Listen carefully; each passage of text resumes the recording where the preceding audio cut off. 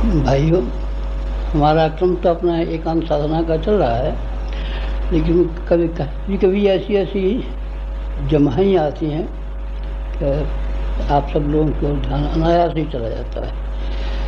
हमारे ध्यान के दो ही केंद्र हैं। एक तो भगवान है, जिसने हमको रास्ता बताया, जो हमारी पीठ पर है, जो हमारे हमको धकेलता रहता है, खींचता रहता है, बुलाता रहता है। एक भगवान आप लोग हैं, जो हमारे कंधे से कंधा मिला के चलते हैं, हाथ पाँव की तरीके से काम करते हैं, आँख नाक दांत की तरीके से हमारे क्रियाकलापों में सहयोगी रहते हैं।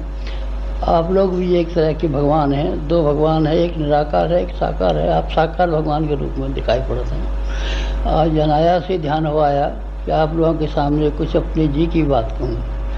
क्या बात कहूँ? जी की बात कहिए साहब, अपना कुशल समाचार सुनाइए। बहुत दिल से नहीं मारे कुशल समाचार हमारे ठीक है। हमारे सिर के ऊपर भगवान की छाया है, इसलिए जब तक वो छाया बनी रहेगी तो तब तक हमारा कुछ बिगड़ने वाला नहीं है। स्वास्थ्य हमारा ठीक है। सुना था कोई चाकू वाकू लग गया था, छीन लिया था, हमने उसकी लकीर यहाँ बाकी है, और कुछ बाकी है नहीं, और कुछ कोई निशान बाकी नहीं है। सेहत हमारी ठीक है, मन हमारा ठीक है, साधना का क्रम हमारा ठीक है, हमारा सब कुछ ठीक है। और जो कुछ भी ठीक में कमी रह गई होगी, वो आप लोग फिर और एक कदम बढ़ा देंगे तो वो फिर हो जाएगी दूर। हमने बहुत काम किया, अभी तो लोगों को नहीं मालूम पड़ता समय पर समय के पीछे जब मूल्यांकन करेंगे तब लोगों को पता चलेगा कि इस छोटे से मिशन ने, इसलिए विज्ञापनबाजी भी नहीं की, अखबारों में भी लेख नहीं छपाए, कुछ और भी नहीं किया, मुनादियाँ भी नहीं पीटी, पर इतना बड़ा काम कर लिया जितना कि शायद ही किसी और संस्था ने किया होगा। न केवल हिंदुस्तान में बल्कि हिंदुस्तान से बाहर भी बहुत काम किया है। हमने ठोस काम किया है। ठोस काम कैसे किया है? हमने जो ठोस काम किया है, उस हम में आप सब लोग शामिल हैं। आप सब लोग शामिल हैं। ये कैसे उठाया, ये बर्तन कैसे साफ किए? हाथ की सहायता से किए। हाथ होता तो हम नहीं कर सकते थे। आप लोग हमारे सहयोगी हैं, साथी हैं, मित्र हैं। सब ने मिलजुल करके एक बड़ा काम किया है। एकाकी ये काम कर सकना संभव नहीं था हमारे लिए भी, किसी के लिए भी संभव नहीं हुआ। भगवानों के लिए संभव नहीं हुआ, गांधी जी के लिए संभव नहीं हुआ। गांधी जी ने सत्याग्रहियों की एक सेना खड़ी की और सत्याग्रहियों की सेना के माध्यम से अंग्रेज़ों को भगाया और हिंदुस्तान को स्वराज्य दिलाया। भगवान बुद्ध के लिए भी संभव नहीं हुआ। उनके मन में वातावरण के परिष्कार का था, लेकिन उन्होंने फिर 1 लाख अपने परिव्राजक बनाए और उन परिव्राजकों के माध्यम से वो काम संभव हो सका। विनोबा ने अकेला काम किया। भूदान से लेकर के उन्हें काम तक नहीं, अकेले ने नहीं किया। उनके बहुत सारे सर्वोदयी कार्यकर्ता उनके साथ साथ काम करते थे। उन सब ने मिला करके पृष्ठभूमियाँ बनाई और विनोबा को आगे आगे रख करके बड़े काम करा लिए। समुद्र छलांगने का एक, और राम राज्य की स्थापना का 2 काम किसने किए? भगवान राम ने किए? नहीं, भगवान राम ने नहीं किए थे। उनके साथ में हनुमान थे, अंगद थे, दूसरे थे, ऋषि थे, बानर थे। उन सब ने मिलकर के काम किया था। अकेले क्या कर सकते थे? श्री कृष्ण भगवान ने महाभारत, ग्रेटर इंडिया, विशाल भारत बनाने के लिए जो कोशिश की थी, महान भारत, उसके लिए जो सबसे पहले लड़ाई लड़ी गई थी और पीछे और दूसरे काम हुए थे, भगवान ने कर लिए थे? नहीं। गोवर्धन अकेले उठा लिया था? नहीं, संभव नहीं था। इसलिए उन्होंने जगत की परंपराओं को जारी रखने के लिए और जो वास्तविकता है उसको उजागर करने के लिए अपने साथी और सहयोगियों को इकट्ठा किया। आप हमारे लिए इसी तरीके से हैं। आपको हमने बड़ी मुश्किल से ढूंढ पाया है। कैसे? आप ये समझते होंगे कि हमने पत्रिका का चंदा भेज दिया इसलिए हम इनके मेंबर हो गए ना, ये बात नहीं। हमने ढूंढा है आपके पास विषयवार संदेश भेजे हैं, और वो संदेश आपको मिले कि नहीं मिले, आपको ध्यान है कि नहीं ध्यान है। चिट्ठी पोस्टकार्ड नहीं, आप लोगों को हमने हिलाया है, झकझोरा है, तब इस मिशन की ओर लाने के लिए प्रयत्न किया है और तब वो सफलता मिली है। ये कैसे आपने संदेश भेजे? हमने पहले जन्मों के ऊपर आपके ऊपर दृष्टि डाली या कौन संस्कारवान है, कौन संस्कारवान नहीं है। जिनके अंदर संस्कारवान नहीं है उनको हम 1000 बार कथा कहते रहें, पोथी पढ़ाते रहें, व्याख्यान देते रहें, कुछ बनेगा का क्या बनेगा? कितने बाबा जी आते हैं, कितने संत आते हैं, कैसी कैसी अच्छी अच्छी ज्ञान ध्यान की बात करते हैं, पर कोई सुनता है क्या? नहीं, इस कान सुन के उस कान निकाल देते हैं। पर आपने इस कान सुन करके उस कान निकाला नहीं, बल्कि हृदय में जमा लिया। हृदय में नहीं जमाया, बल्कि अपने क्रियाकलाप का एक अंग भी बना लिया। ये बड़ी बात है। ये किसका बड़प्पन? हमारा प्रभाव नहीं, आपके पूर्व जन्मों के संस्कारों की महत्ता। शेर ने एक बच्चे को जो भेड़ों के झुंड में घूमता रहता था, पानी में छाया दिखाई और छाया देख करके उसको ज्ञान हो गया कि हम सिंह हैं, आप सिंह हैं। वास्तव में ईमानदारी की बात यह है, सिंह नहीं होते, भेड़ होते तो आपने भेड़ चाल अख्तियार की होती। भेड़ चाल क्या है? पेट पर 24 घंटे ध्यान बनाए रहना, औलाद पर 24 घंटे ध्यान बनाए रहना, ईमानदारी और बेईमानी से पैसा कमाना और अपने अहंकार की पूर्ति करना, ये भेड़ चाल है। और आप इस भेड़ चाल से 2 कदम आगे बढ़े हुए हैं। आप लोगों ने जो विचारा है, जो किया है, बड़ा शानदार विचारा, शानदार किया है। आप लोगों के सहयोग से ही तो ये संभव हुआ है। हमने आपका बड़ा ढूंढ निकाला है। हमने गहरे पानी में डुबकी लगाई है, डुबकी लगा करके मोतियों को ढूंढ के निकाला है। मोती सड़क पर पड़े थे, आपने बीन लिया नहीं, सड़क पर नहीं बने थे, आपने संगठन के लिए अखबार में एक छापा, संगठन बन गया नहीं, ऐसा नहीं। इसके लिए हमको बहुत गहरी डुबकी लगानी पड़ी है और आप हीरे और मोतियों को बड़ी मुश्किल से जोड़ करके जमा करना पड़ा है। अब क्या करना चाहिए? अब आगे क्या करना चाहिए? आगे आपको हमारा सहयोगी बना रहना चाहिए। आजकल हम एकांत साधना में लगे हुए हैं। बड़ा काम हमारे सामने है। दुनिया के सामने एक ऐसी मुसीबत है, या तो वो तबाह हो जाएगी या खुशहाल हो जाएगी।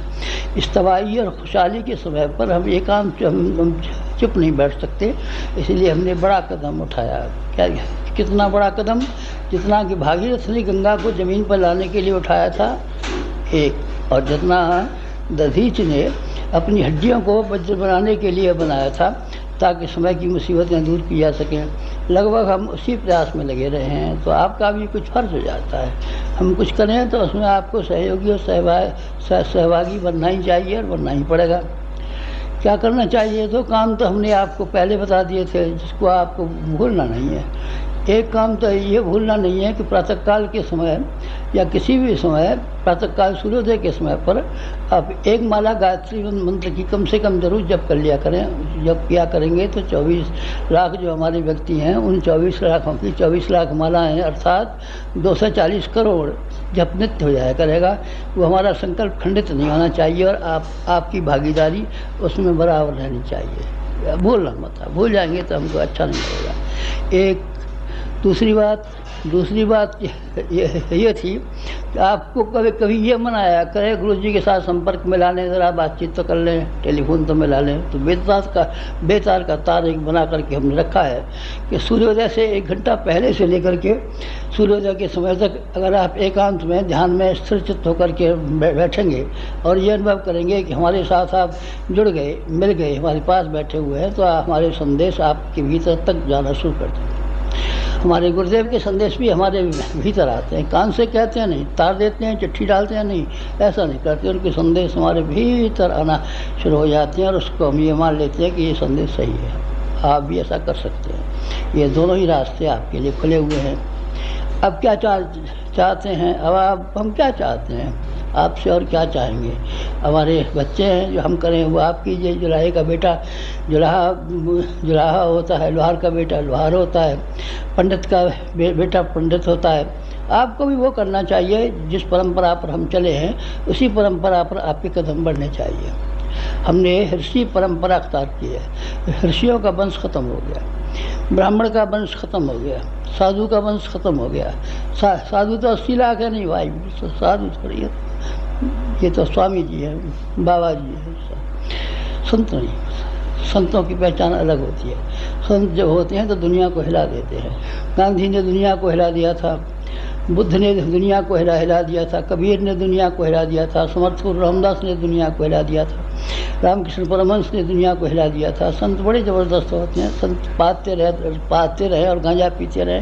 कई ऐसे संत होते हैं क्या? नहीं, ऐसे संत नहीं। इसलिए हमने संत परंपरा की ओर कदम बढ़ाया, ब्राह्मण परंपरा की ओर कदम बढ़ाया। आप भी कदम बढ़ाइए। ब्राह्मण अपरिग्रही होता है और संत सेवाभावी होता है। बस 2 कसौटियाँ हैं। ब्राह्मण वो जिसके पास संपदा न हो, और संत वो जो निरंतर सेवा काम में लगा रहे। इन दोनों की परिभाषा यही है। हमने अपने लिए यही रास्ता अख्तियार किया और आप लोगों से प्रार्थना की कि आप लोगों से जितना भी कुछ बन सके, कदम उठाना संभव हो सके, उतना आप करें। अपने निजी महत्वाकांक्षा में काट छाट करें। आपकी महत्वाकांक्षाएं बहुत बड़ी नहीं होनी चाहिए, आपकी विलासताएं बड़ी नहीं होनी चाहिए, आपकी इच्छाएं बड़ी नहीं होनी चाहिए, आपकी इच्छाएं कम होनी चाहिए। औसत नागरिक के हिसाब से, हिंदुस्तान का औसत नागरिक जिस हिसाब से अपना गुजारा कर लेता है, सांसारिक जीवन आपका लगभग उसी से मिलता जुलता होना चाहिए। बहुत धन जमा करेंगे, बहुत अय्याशी करेंगे, बहुत ना भाई साहब, ये शोभा नहीं देगा आपको। खास तौर से तब जब आप हमारी बिरादरी में शामिल हो गए तब। और महत्वाकांक्षाओं के अलावा एक और है, घर वाले बढ़ाएंगे। क्यों? तो आप बढ़ाते हैं बेकार, क्यों तो उनकी संख्या बढ़ाते हैं और क्यों उनको निकम्मा बनाते हैं। स्वावलंबी बनने दीजिए। जो हैं, जो बड़े होते जाते हैं, थोड़ा थोड़ा स्वावलंबन सीखने दीजिए, थोड़ा थोड़ा घर के काम में मदद करना सीखने दीजिए, थोड़ा उनको संस्कारी बनाते चलिए। बस परिवार बाहर नहीं रहेगा।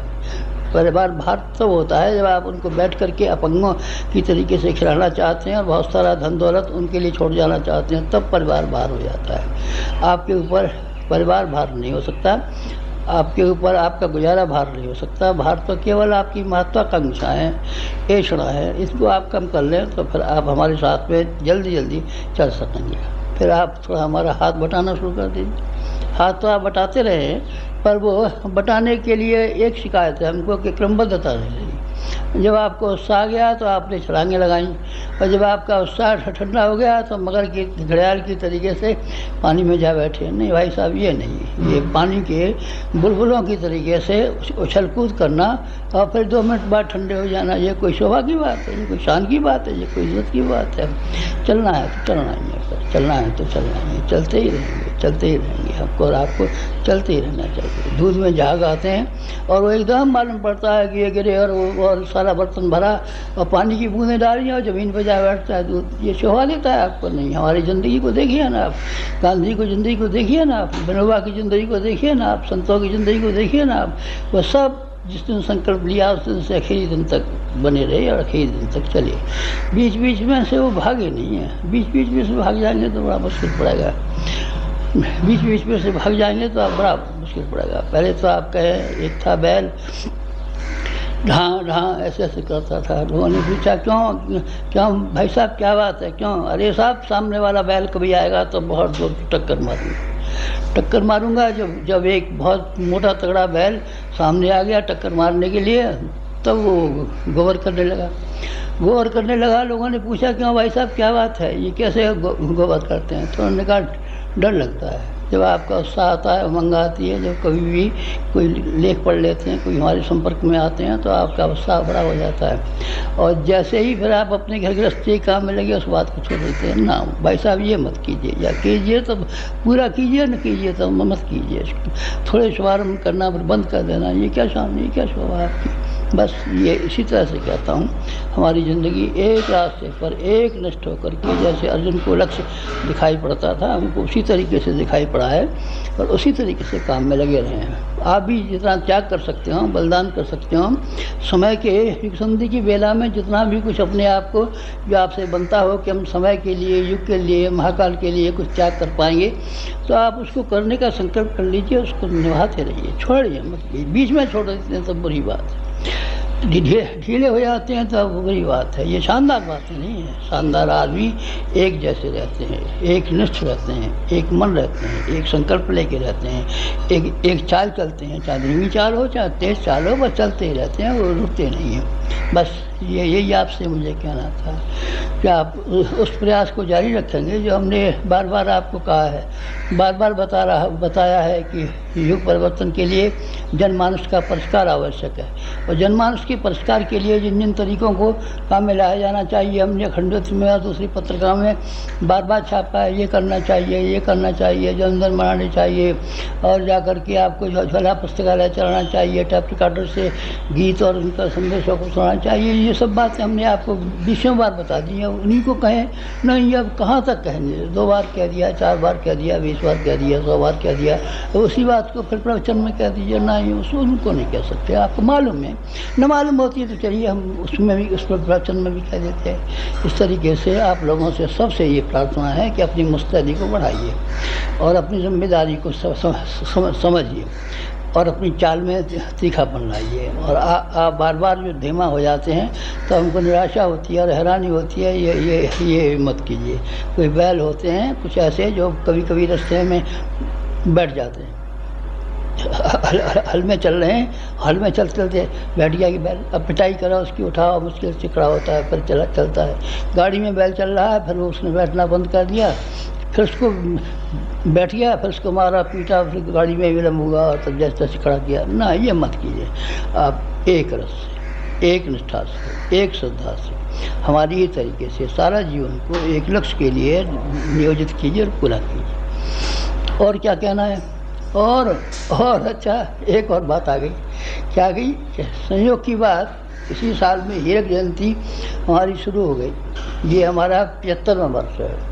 आप 75 साल कह रहे, हम तो करोड़ों वर्ष के जाने भगवान ने सृष्टि बनाई थी, तभी जीवात्मा के रूप में जन्म दिया था और करोड़ों वर्ष पहले आए थे, करोड़ों वर्ष तक कभी जिंदा रहेंगे। आपकी तो मुक्ति हो जाने वाली थी, सुना हमने ना, हमारी मुक्ति नहीं हो सकती। जब तक इस संसार के बंधन में एक भी प्राणी बंधा हुआ है, तब तक हम मुक्ति की अपेक्षा नहीं कर सकते। हम बार बार जन्म लेंगे और दुनिया के सारे आदमी जब मुक्ति में चले जाएंगे, तब सबसे आखिरी आदमी हम होंगे कि ये कोशिश करें कि हम भगवान के यहाँ जाएंगे और मुक्ति में जाएंगे और वहाँ बैठेंगे और सर्वलोक में मजा उड़ाएंगे। ये हमारे सपने में कहीं नहीं है। तो फिर क्या बात की? हीरक जयंती इस तरह की आगे आ गई। क्या कुछ दुनिया का रिवाज है?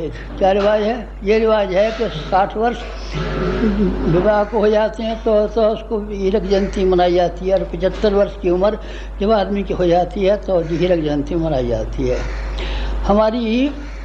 हमारा आपके साथ जो ब्याह हुआ था उस बात को 60 वर्ष हो गए। भगवान के साथ को जो ब्याह हुआ था 15 वर्ष की उम्र में, उस बात को 60 वर्ष हो गई।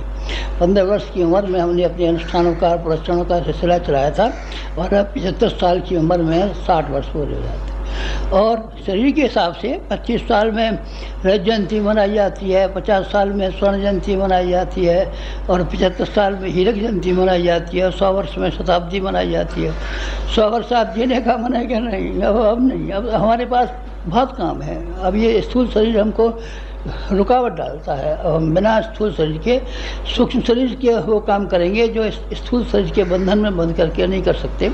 इसीलिए बहुत दिन ज़्यादा दिन जिएंगे नहीं, अब हम ज़्यादा नहीं जिएंगे। अब हम अपने 5 शरीरों से 5 तरीके के काम करेंगे और 5 मोर्चों पर लड़ेंगे। अब तो हमारा शरीर एक ही मोर्चे पर लड़ाई करता है। बुढ़ापा भी आने लगा है, बुढ़ापे की कई लक्षण दिखाई पड़ने लगे हैं। दिखाई नहीं पड़ते आपको।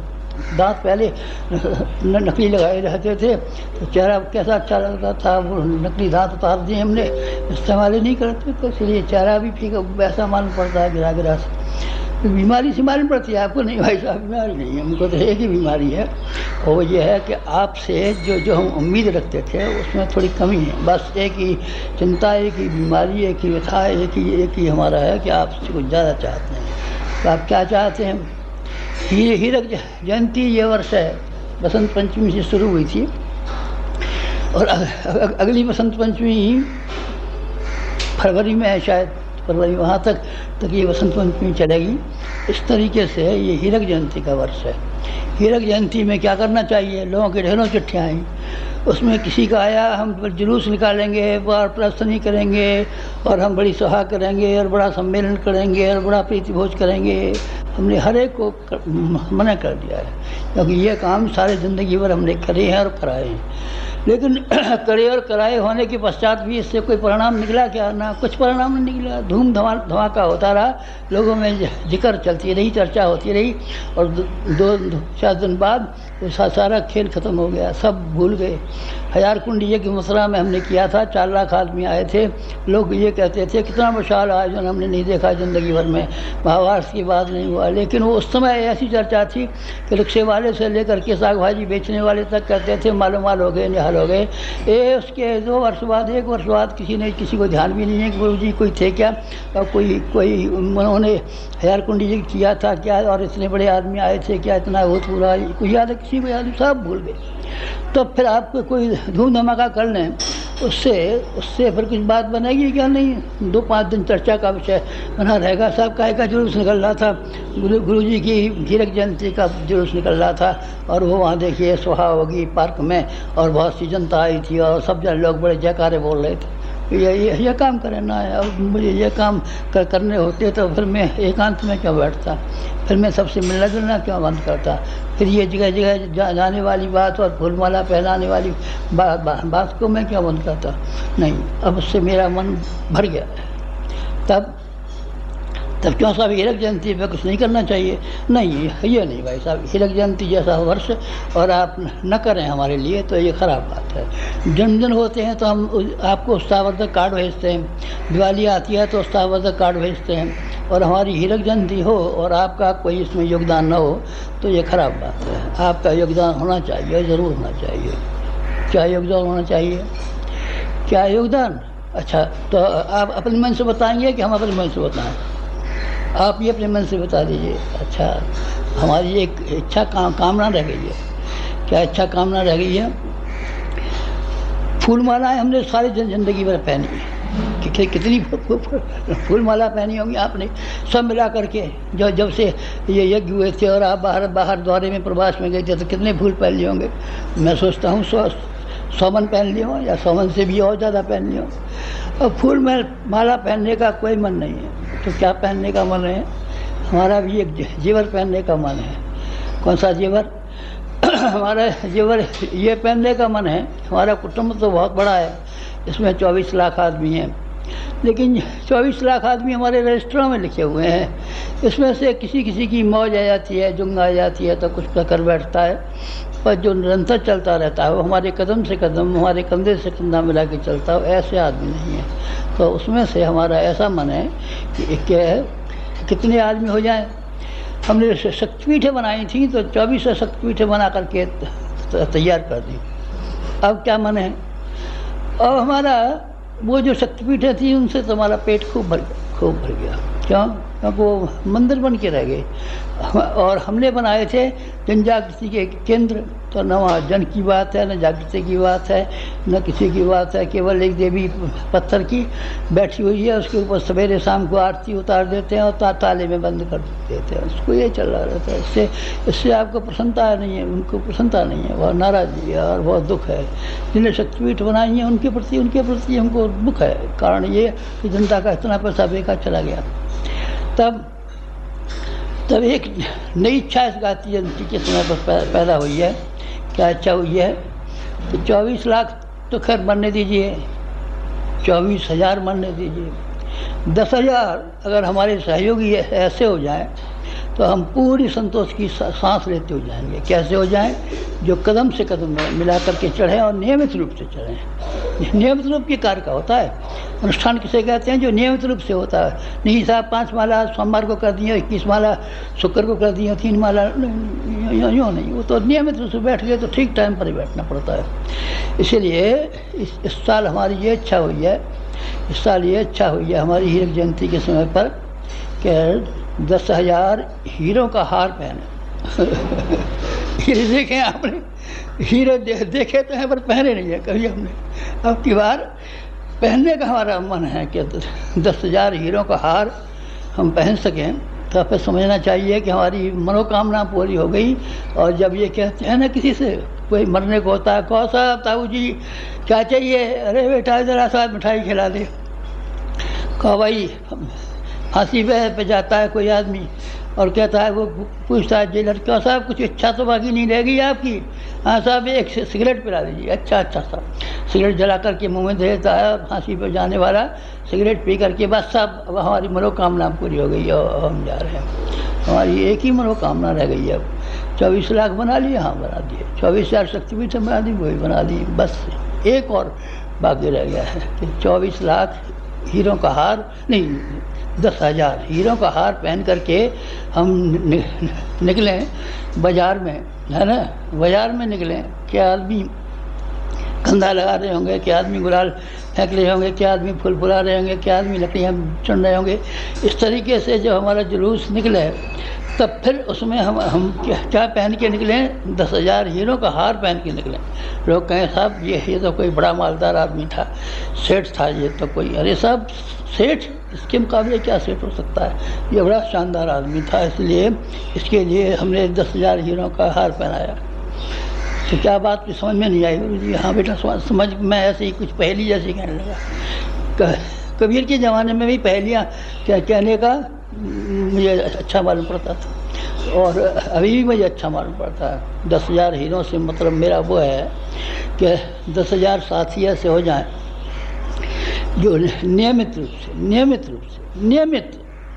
से समय दिया करें अपना। समय की मुझे ज़रूरत है, पैसा की ज़रूरत नहीं है। पैसों को मैं क्या करूँगा? पैसा इकट्ठा करने पे इकट्ठा हो जाऊँ तो चोर और चालाक और ठग और बेईमान और बदमाश जब किले और महल इकट्ठे कर लेते हैं और उनके घर में से देखते हैं और उनमें कितना करोड़ों का धन निकलता है। मैं अगर खड़ा हो जाऊँ इसी बात पर कि मुझे धन इकट्ठा करना है तो बहुत इकट्ठा कर सकता हूँ, या कर लिया होता है, या कर सकता हूँ चलिए भी। लेकिन नहीं, वो मेरी इच्छा नहीं है। मेरी इच्छा सिर्फ एक है कि मेरे हाथ पाँव मजबूत हो जाएं, हाथ पाँव अच्छे हो जाएं, तो तब काम चलेगा। हाथ पाँव से किसका मतलब है? आपसे है मेरा मतलब। आप उन 10,000 आदमियों में से हो जाएं जिनको मैं ये कहूँ कि शक्तिपीठ बनाना मेरा बेकार गया, 24 लाख का कुटुंब बनाना, परिवार बनाना ये बेकार गया, पर 10,000 बनाए। ईमानदारी की बात यह है, आप चलते फिरते शक्तिपीठ बन जाइए। चलते फिरते शक्तिपीठ, हाड़ बाँस के शक्तिपीठ, वो शक्तिपीठ है तो चूने से बनी है, ईंटों से बनी है, सीमेंट से बनी है, लकड़ी लोहे से बनी है। पर आप हाड़ के बने हुए, मांस के बने हुए, चमड़ी के बने हुए और चीज़ों के बने हुए शक्तिपीठ स्वयं अपने आप को बना लें। और जो मैं उम्मीदें शक्तिपीठों से लगाए हुए था, वो उम्मीदें आप मेरी पूरी करना शुरू कर दें। आप अपना समय निकाल लें। नहीं साहब हमने तो नौकर रखा था, और नौकर नहीं साहब, नौकर नहीं, हमको आपका समय चाहिए, हमको गांधी चाहिए। नहीं साहब हम गांधी के बदले का एक नौकर रख देंगे। नहीं भाई साहब, गांधी का काम गांधी ही कर सकता था, नौकर नहीं कर सकते थे। विनोबा का काम विनोबा ही कर सकते थे। जयप्रकाश नारायण का काम जयप्रकाश ने नहीं किया। नहीं साहब अरे हम 2 नौकर रख देंगे, वो सब काम चलाते रहेंगे। नहीं, ऐसा नहीं हुआ। लोगों को एक गलतफहमी हो गई है लोगों को एक गलतफहमी हो गई है कि गुरुजी का जो काम है ये हम नौकरों से करा सकते हैं। नौकरों से नहीं करा सकते, आपसे ही करा सकते हैं। देखिए 24 घंटे का आपके पास समय है। आप अगर मान लीजिए मेहनत मजदूरी से गुजारा करते हैं तो 8 घंटे आपके गुजारे के लिए काफ़ी होने चाहिए, 7 घंटा सोने के लिए काफ़ी होने चाहिए, 5 घंटे में नित्य कर्म और इधर के काम कर लेना चाहिए। आप चाहें तो 4 घंटे बचा सकते हैं। आप घर गृहस्थी का पूरा काम करते हुए भी निश्चित रूप से बचा सकते हैं। आप मान लीजिए बीमार हो जाए तब समय बचेगा नहीं बचेगा? आप यही समझ जाना कि हम रोज़ 4 घंटे रोज़ बीमार हो जाते हैं। आप 4 घंटे रोज़ समय निकाल पाएँ तो मेरे उन हीरों में आप शुमार हो जाएं जिनको मैं बहुत संभाल के रखूं, डिब्बी में बंद करके रखूं, छाती से चिपका के रखूं, गले में माला पहना के रखूं।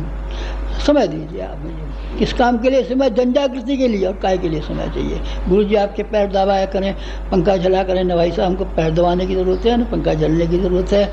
ये आप कमज़ोर बुढ़े हो गए, आपको मालिश कर दिया करें। न भाई साहब हमें मालिश कराने की ज़रूरत है, हमें कुछ ज़रूरत नहीं है। हमें तो सिर्फ एक ही काम की ज़रूरत है कि जो समय है, इस समय की पुकार और समय की मांग इतनी तेज़ होती जाती है कि हमारे कान फटे जाते हैं। उसको हम अकेला जिस सीमा तक करते हैं वो कम पड़ता है। इसलिए आपके सहयोग की बहुत ज़रूरत है। आप 4 घंटे रोज़, 4 घंटे न सही 3 घंटे दीजिए। 3 घंटे नहीं सही तो 2 घंटे से कम में तो किसी तरह काम चले। 2 घंटे से कम समय देना तो फिर बिल्कुल बेकार है, उसमें तो कुछ काम ही नहीं बनता। फिर तो आप उन्हीं में ऐसे रहिए 24 लाखों में, जो जब बसंत पंचमी होती है तो हवन करने आ जाते हैं, और जब कुछ और होता है गायत्री जयंती तो जुलूस में शामिल हो जाते हैं, फिर आप उन्हीं में रहिए।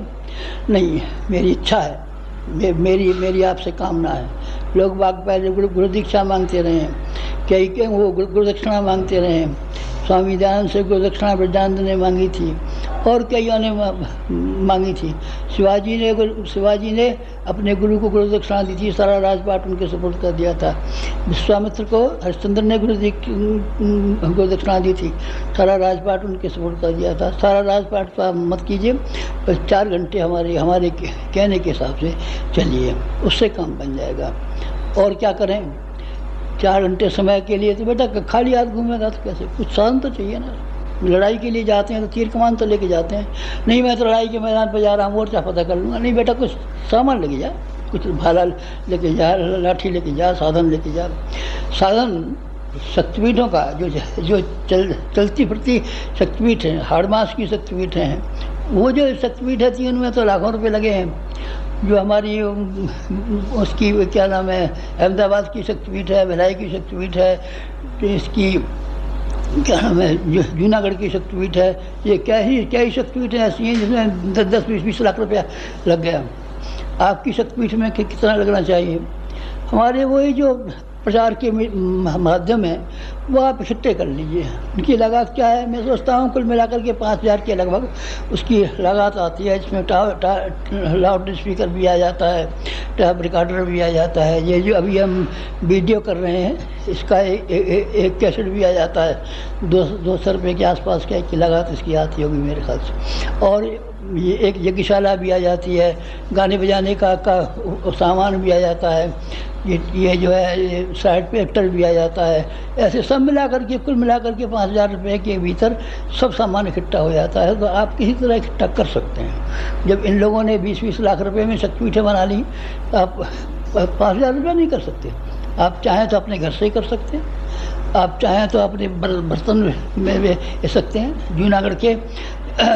जूनागढ़ के पथिक जी ने जब शक्तिपीठ बनाई थी तो एक कानी कौड़ी हाथ बनी थे, ग्राम सेवक थे, तो उन्होंने अपने स्टेनलेस स्टील के बर्तन घर में जितने थे सब बेच दिए, उसके बदले में मिट्टी के और उसके बर्तन ले आए। बस 5,000 रुपया मिल गया उनको, और उससे उन्होंने शक्तिपीठ बनाना शुरू कर दिया। अब भी इतनी छोटी रकम कोई ऐसी बड़ी बात नहीं है। किसी एक लड़की का ब्याह करना पड़ता है, उसमें भी इतना खर्च हो जाता है। किसी बुढ़े की मृत्यु हो जाए तो उसमें भी इतना खर्च हो जाता है। कोई एक आदमी बीमार हो जाए, किसी का मुकदमा चल जाए तो इतना खर्च हो जाता है। आप इतना खर्च स्वेच्छा से उठा लीजिए, हमारे कहने से उठा लीजिए, हमारे कहने से उठा लीजिए। आप घाटे में पड़ेंगे नहीं, हम घाटा पूरा करा देंगे। हमारे गुरु ने घाटा पूरा करा दिया, आपका घाटा हम पूरा करा देंगे, कहीं से करा देंगे आपका पूरा। इस तरीके से आपको समय के अलावा साधन करने चाहिए। आगे के लिए क्या करें फिर? आगे के लिए ये इनके कुछ सामान मांगते रहेंगे। किताबें झोला पुस्तकालय की ख़त्म हो जाएंगी, लोग पढ़ लेंगे, फिर आपको मांगनी पड़ेंगी। तो 20 पैसे रोज़ का ज्ञान घट आपके यहाँ रखा ही होगा। फिर अभी तो ऐसे ही पड़ा रहता है कि बच्चे उठा ले जाते हैं, कोई पैसे फेंक देते हैं, कोई नहीं डालते नहीं। और आप नियमित रूप से 20 पैसे से ही चलिए, 20 पैसे भी कम नहीं होते। 20 पैसे रोज़ खर्च करने तो जो आगे वाला मिशन है, जो आपको शक्तिपीठ बनाया है, उसका दैनिक खर्च भी तो चाहिए, मेंटेनेंस भी तो चाहिए, पूजा आरती भी तो रोज़ करनी पड़ती है, बत्ती भी तो रोज़ जलानी पड़ती है। इसलिए रोज़ाना का खर्च भी लिए बैठे हैं। इंसान रोज़ का खर्च लिए बैठा है। हम पानी पीते हैं, खाना खाते हैं, ये रोज़ खर्च हैं। कपड़े पहनते हैं, ये पुराने हो जाते हैं, फट जाते हैं, फिर नए पहनने पड़ते हैं। रोज़ाना का खर्चा जो मेंटेनेंस है, इसको आप स्वयं ही करें, अकेले करें। अब मैं अकेली शक्तिपीठों को दिखना चाहता हूँ। अकेला चलो रे, अकेला चलो, रविन्द्रनाथ टैगोर का वो गीत मुझे बहुत प्यारा है। मैं भी अकेला चला हूँ, घर से भी अकेला चला, किसी का कहना माना, मैंने किसी का कहना नहीं माना। न मैंने अपने भाइयों का कहना माना, न बाप का कहना माना, न माँ का कहना माना, न भतीजों का कहना माना, न साली का कहना माना, न बहनवी का कहना माना, किसी का कहना नहीं माना। और अपने आत्मा का और एक परमात्मा से 2 का कहना माना। आप भी ऐसे कर सकते हैं कि आप कुछ समय नियमित रूप से लगा करके अपने आप को एक चलती फिरती शक्तिपीठों के रूप में बदल सकते हैं। चलती फिरती शक्तिपीठें कितनी चाहिए? हमको 10,000 चाहिए। हमारा मन है, वास्तव में मन है। 24 लाख आदमियों में से 10,000 आदमी नहीं मिलेंगे, हमको मिलने चाहिए। मेरे ख्याल से 10,000 प्रतिज्ञा वाले आदमी, वचन के धनी आदमी, सच्ची लगन वाले आदमी ईमानदार आदमी, लोकहित के लिए जो अपने आप को समर्पित कर सके, ऐसे आदमी मेरे ख्याल से 10,000 मुझे मिल जाने चाहिए। अब बस हमारी एक ही महत्वाकांक्षा और कामना रह गई है कि हमारी गायत्री जयंती मन जाए, ऐसी गायत्री जयंती मने, ऐसी गायत्री जयंती मने जिसमें परलोक में भी हम याद किया करें आप लोगों को। अब ये युग संधि के दिन हैं, थोड़े से दिन हैं। आपका शरीर का क्या पता कब तक जिए कब तक नहीं जिए, लेकिन युग संधि के लिए 15 वर्ष हैं, ये आपसे बराबर समय चाहते हैं। 15 वर्ष बाद छुट्टी भी कर सकते हैं आप। 15 वर्ष तो आप काम कर दीजिए। हमारा 25 वर्ष गवर्नमेंट की नौकरी करनी पड़ती है, आप 15 वर्ष हमारी कर दीजिए, 4 घंटे रोज़ के हिसाब से, अथवा कम से कम 2 घंटे रोज़ के हिसाब से नियमित रूप से लगा दीजिए। 1 नंबर 2, आपके पास कुछ सामान होगा भी, शायद कोई एक रिकॉर्डर वगैरह पड़ा होगा, तो उसके दाम कम हो जाएंगे। ये दिल्ली से सब सामान मिल जाता है। और अपने ज्ञान घट को फर्श से आप शुरू कर दीजिए और अपने ही काम में लगाइए। यहाँ भेज देना, यहाँ मत भेजना। आप अपनी ही संस्था को, आप भी तक शक्तिपीठ हो गए। अब हम 10,000 शक्तिपीठ बनाएंगे, मांसाहार की शक्तिपीठ बनाएंगे, चलती फिरती शक्तिपीठ बनाएंगे, बोलती चालती शक्तिपीठ बनाएंगे, काम करती हुई शक्तिपीठ बनाएंगे, भावनाशील शक्तिपीठ बनाएंगे। पत्थर की और चूने की ईंट की तरह बन गई। आप स्वयं काम शुरू कर दें। हमारे यहाँ कार्यकर्ता सब ये कहते हैं, कार्यकर्ताओं की ओर आप देखिए मत, सिर्फ हमारी ओर देखिए और अपनी ओर देखिए। 2 की ओर देखिए मत, आप कमेटी की ओर देखिए मत, मीटिंग की ओर देखिए मत, शक्तिपीठ की ओर देखिए, सम्मेलन की ओर देखिए मत, सभा की ओर देखिए। आप अकेले काम शुरू कर दीजिए, बस अकेले कीजिए। अकेला मैं, अकेले आप, अकेले आप, अकेले हम। दो पागल जब मिलजुल के बैठेंगे तो कैसा मज़ा आएगा, कैसी मस्ती आएगी। मियाँ बीवी भी 2 ही आदमी होते हैं, उसमें भी कोई शामिल होता है नहीं। न 2 मियाँ होते हैं और न 2 बीवियाँ होती हैं, 1 मियाँ और 1 बीवी होती है। इसलिए आपसे एकाकी अपील है मेरी, आपसे व्यक्तिगत अपील है मेरी कि आप व्यक्तिगत रूप से अकेले, एकाकी, बिना किसी की सहायता और अपेक्षा के, पहले हमने स्वाध्याय मंडल बनाए थे, उसमें ये शर्त थी कि 5 सहयोगी इकट्ठे कर लीजिए। अब इसमें क्या शर्त है? अब कोई शर्त नहीं, आप अकेले काम कीजिए, बस अकेले काम कीजिए। अकेले काम कर सकेंगे तो आप हीरों के हार हो जाएंगे। हीरों का हार पहन करके अपनी छाती से लगाए रहेंगे, आपको अपने कलेजे से लगाए रहेंगे, आपको भूल जाएंगे। अरे हम संभाल के रखेंगे बाबा, रात को कोई चोर चुरा ले गया तो कैसे हो जाएगा। इसको हम तिजोरी में रखेंगे, लॉकर में रखेंगे, बहुत साफ करके रखेंगे, इसका दिन रात ध्यान रखेंगे। इतना हीरे हमारे पास, हीरे की अंगूठी होती है तो आदमी ध्यान रखते हैं। हीरे के क्या नाम, नाक की लौंग औरतों के पास होती है, उसका ध्यान रखती है, हर वक्त कोई ध्यान आती रहती है। और आप हीरे अगर हमारी निगाह में रहेंगे और हमारे सामने रहेंगे तो आपको हम याद नहीं करेंगे, आपको संभालेंगे नहीं, फिर आपके लिए कुछ देंगे नहीं, आपके लिए भी कुछ देंगे।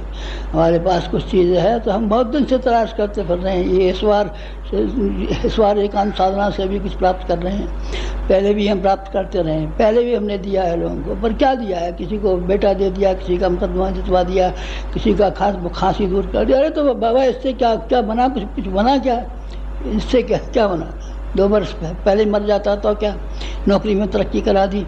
अगर आपको 100 रुपये ज़्यादा हो गए और 100 रुपये कम मिलते तो जिंदा रहते कि नहीं रहते? और गरीब लोग दुनिया में जिंदा है कि नहीं जिंदा था? वो तो मखौल था जो आपको दिया और जो आपने लिया अब तक हमसे, वो एक दिल्लगी बाजी थी। बच्चों को बहका देते हैं गुब्बारा ला करके, गुब्बारों की तरीके से आपको बहका दिया, सीटी की तरीके से बहका दिया, छोटी छोटी टॉफी जूस देख करके बहका दिया। पर अब हमारे पास कुछ ज़्यादा माल है, ज़्यादा संपत्ति है। स्वामी रामकृष्ण परमहंस मरे थे तो विवेकानंद के सिर के ऊपर अपने लात रख करके और ये दे गए थे, हमारे पास जो शक्ति है वो तो तेरे लिए स्थानांतरित कर दी। पर पात्रता तो चाहिए। आप पात्रता तो इतनी भी नहीं करना चाहते, आप तो बहकाना चाहते हैं, प्रणाम करना चाहते हैं और फूलमाला पहनाना चाहते हैं और हमारे फोटो के ऊपर आरती उतारना चाहते हैं और ये करना चाहते हैं। ये बेकार की बात है। दंडकमंडल तो आप करना चाहते हैं, ऐसे बच्चों को बहकाते हैं। भगवान को बहकाइए, भगवान पागल आदमी है। शंकर जी को बहकाइए, बेल के पत्ते चढ़ा लीजिए और मनोकामना पूरी करा लीजिए। हमको बहकाइए मत, हम तो कीमत चाहते हैं आपसे। गिव एंड टेक का व्यवहार हमको पसंद है, हमारे गुरु को भी पसंद है। हमने दिया है और उसने हमको दिया है। हमने उसको दिया है और उसने हमको दिया है। दोनों में लड़ाइयाँ होती रही। उन्होंने कहा तुझे कुछ चाहिए, हम तुझे पूछते तुझे कुछ चाहिए, जो कुछ चाहिए तो हमारे पास जो है सो हमने ला करके उसके हवाले कर दिया। उसने कहा हमने हमारा जो तप है 600 वर्ष का वो हमने तेरे हवाले कर दिया। तो मित्रों हम इस हिसाब से कुछ बड़े बने बैठे हैं। शरीर में क्या है, हमारे में मांस में क्या, इतना बड़ा जो काम कर बैठे, उस सारे का सारा काम कर बैठना भगवान की शक्तियों का स्थानांतरण होने का काम है। आप भी कुछ चाहते हैं क्या हमसे? आप भी लगेंगे क्या आप हमसे? स्वाति की बूंदों का आपने ब्यौरा सुना है क्या कि स्वाति की बूंदें सीप में पड़ जाती हैं तो मोती बन जाते हैं, वंशलोचन बन जाते हैं, केले में कपूर बन जाते हैं? सुना है क्या आपने? आपने पारस पत्थर की कहानी सुनी है क्या आपने? पारस पत्थर की कहानी सुनी है तो फिर आइए, आप लोहा हैं तो हम आपको छाती से लगाएंगे, आपको तले से लगाएंगे तो आप लगा लीजिए। तो कीमत तो चुका मक्कार कहीं का नहीं प्रणाम करता है और दुनिया भर के वरदान मांगता है। ऐसे पागल कहीं और से देखना। रामकृष्ण परमहंस ने कीमत वसूल करके लिया था, चाणक्य ने कीमत वसूल करके दिया था, समर्थ गुरु रामदास ने कीमत वसूल करके दिया था। और हम भी भाई साहब वो परंपरा को बिगाड़ नहीं सकते। बिना कीमत के देकर के मुफ्तखोरों को, लूटमारों को, जेबकटों को अपनी दौलत दे जाएं, कैसे दे जाएंगे? प्यार दे जाएं, कैसे दे जाएंगे? जेबकटों को नहीं दे सकते। हम देंगे उनको जो हमारे लिए पसीना बहाएंगे, जो हमारे लिए श्रम बहाएंगे, हमारे लिए अपना मन बहाएंगे, अपने लिए अपना जीवन का अंश बहाएंगे, उनको हम देंगे। बस श्रावणी का रक्षाबंधन, आप हमारी रक्षा कीजिए, हमारी भावनाओं की रक्षा कीजिए, हम आपकी रक्षा करेंगे। बस ये श्रावणी का पर्व कितना शानदार पर्व, कितना अच्छा पर्व, कितना खुशी का पर्व, ये पर्व हम भी मनाते हैं इस उम्मीद के साथ कि हम 10,000 लोग निकाल लेंगे। इस साल हरिद्वार का कुंभ भी है, फिर हम उनको 10,000 लोगों को कुंभ के मौके पर देख भी लेंगे। 2.5 महीने का है, 12 वर्ष बाद जो कुंभ आता है वो है। ये 2.5 महीने चलेगा, वहाँ से चलेगा, जनवरी से चलेगा, जनवरी से मार्च अप्रैल तक चलेगा। तो वहाँ उस कुंभ के मेले पे हम आपको बुलाएंगे कि कैसे हीरो को चलते वक्त पहले एक बार फिर देखेंगे। पहले आप शिविरों में आगे से आ गए, लेकिन अगर आप हीरे हो गए हैं तो आप हीरे होकर के फिर कुंभ के मेले पर एक दिन के लिए आना, फिर आपको हम देखेंगे और छाती से लगा लेंगे। बस अब यही हमारी कामना है। ये रक्षाबंधन का आज का संदेश यही समाप्त। ओम शांति।